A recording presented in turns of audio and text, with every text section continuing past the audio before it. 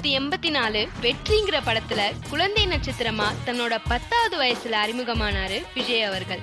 நாளை தீர்ப்பு படம் மூலமா நடிகரா வந்தவரை திரையுலகம் ஏத்துக்கல. தகரடப்பா முகம்னு எழுதின அதே பத்திரிகையில அவரோட வரலாறும் வெளியாச்சு. இளைய தளபதியாவும் வலம் வந்தவரு இப்போ நம்ம கூட தலைவரா வந்துட்டு இருக்காரு.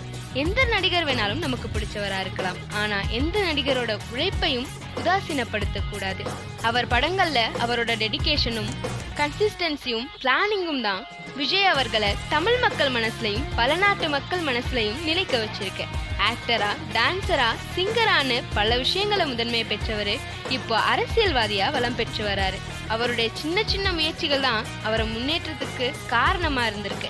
என்னைக்குமே நம்ம மனசார பண்ற கடின உழைப்புக்கான ஊதியம் கிடைச்சே தீரும். ஒரு விஷயத்தை நம்ம அடையணும்னா எவ்வளோ தடைகள் வந்தாலும் தாண்டி போக கத்துக்கணும். நம்மளோட இலக்கை அடையிற வரைக்கும் அது ஓயக்கூடாது. இந்த ஒரு விஷயத்த விஜய் அவர்கள் மூலமாகவும் நம்ம கத்துக்கலாம்.